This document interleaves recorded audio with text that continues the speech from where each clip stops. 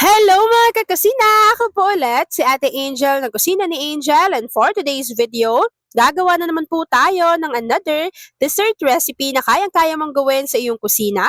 Kaya't panoorin mo na ang buong video dahil madali lang po ito. So una, dito po sa aking kasirola, naglagay na po ako dyan ng 24 grams or isang sachet ng buko pandan jelly. After po noon, naglagay na tayo dito ng 3 cups of water at siguraduhin po natin na hindi ba nakabukas yung apoy sa ating kalan dahil kakailanganin muna nating matunaw ng maigi yung ating jelly powder bago pwede na po nating buksan yung ating apoy sa ating kalan at lulutuin lang po natin yung ating jelly mixture hanggang sa makita po natin na kumukulo na ito. So habang hinihintay natin yan na kumulo, please don't forget to like and follow yung ating Facebook page, Kusina ni Angel. Kung meron ka ring Instagram, paki-follow na rin ako doon, Kusina ni Angel. At kung gusto mong matuto pa ng iba pang mga recipes o kaya naman, gusto mo rin mag-share ng mga niluluto mo everyday, pwede kang sumali sa ating Facebook group. Andyan lang po yan sa ating Facebook page. At ayan na nga mga kakusina, kapag kumulo na po yung ating buko pandan jelly mixture,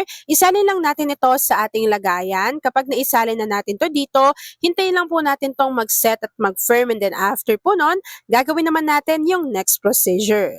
So habang hinihintay po natin mag-set or mag-firm yung ating jelly mixture, ang dami pa rin sa inyong nagtatanong kung ano nga ba yung ginagamit kong lutuan. Ito yung ating gas light. Ito po yung gas light na ginagamit ko. Matagal ng panahon, di ba yung dati, meron akong ginagamit na pula, meron tayong yellow, pero ito, white na yung ginagamit natin. Marami po kayong pagpipili ang kulay dyan, and talaga namang matagal na natin tong ginagamit sa mga cooking videos natin. So kung gusto mo yan, pwede kang mag-message sa akin or i-follow mo lang si Gaslight, yung kanilang Facebook page, Instagram, pati na rin TikTok.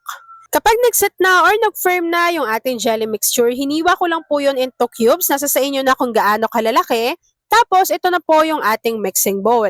Sa isang mixing bowl, naglagay lang po tayo dito ng chilled overnight na 370 ml na all-purpose cream. Nasa sa inyo naman kung chilled or hindi na kasi ilalagay pa rin naman natin to sa ating chiller mamaya. So after adding ng ating 1 can or 370 ml ng all-purpose cream, kakailanganin na rin natin dito ng 1 can or 370 ml ng evaporated milk, 1 can or 390 grams ng condensed milk. Kapag napagsama-sama na natin yan dyan, haluin lang po natin ito ng maigi para mamaya hindi na tayo mahihirapan pa. After natin haluin to, ilalagay na po natin dito yung isang jar nitong Tita Ellie na green nata. Siguraduhin po natin na na-drain na natin yung kanyang syrup para hindi na siya mag-add pa ng additional sweetness dito sa ating recipe.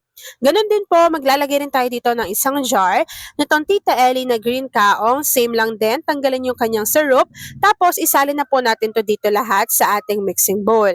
After adding ng ating nata, pati yung ating kaong, meron po ako ditong niluto kanina na 1 cup ng cook sago. So, ilagay lang din natin to dito. At alam nyo ba na naglagay rin tayo dito ng 2 piraso ng buko. So, ito po yung pang salad. Tapos, pinakayat ko na yan and tinransfer na natin siya dito sa ating mixing bowl. Napakamahal ng buko. So ngayon pa lang ha, binili ko siya ng 35 pesos each. Hindi ko lang alam kung magkano na yung buko ngayon, lalo na papalapit na ng papalapit ang Pasko at Bagong Taon. So kayo po mga kakusina, i-comment nyo naman sa ating comment box section kung magkano na yung isang piraso ng buko sa inyo. So, nasa sa inyo na lang yon kung dadagdagan nyo pa or hindi na. So, after adding ng ating buko, inilagay ko na rin dyan yung ginawa natin na buko pandan jelly. Tapos po, kapag napagsama-sama na natin yung ating mga ingredients dito, hahaluin lang po natin ito ng maigi para mag-combine yung ating mga ingredients. Nasa sa inyo kung gusto ninyong maglagay ng keso pero ako hindi na. So kapag tapos natin tong haluin lahat dito, ilalagay lang natin to sa ating chiller. Tapos maya-maya ipapakita ko na sa inyo kung ano yung natapos nating easy dessert recipe. At ayan na nga mga kakusina, kapag nakita po natin or lumamig na yung ating dessert recipe, pwede na po natin tong i-enjoy! At ayan na mga kakasina, tapos na po ang ating easy dessert recipe na bagay sa kahit anong klaseng okasyon. Ito ang ating buko pandan salad. Kung nagustuhan mo yung ating video, please like and share this video. At kung hindi ka pa nakakapag-subscribe sa aking YouTube channel na Kusina ni Angel, please click subscribe button. Click mo na yung notification bell. Click all para lagi kang updated sa bawat ina-upload kong mga videos. Yan lang mga kakasina. Thanks for watching and enjoy this video. By the way, pakishare ng ating video lalo na kung isa ka din sa dessert lover.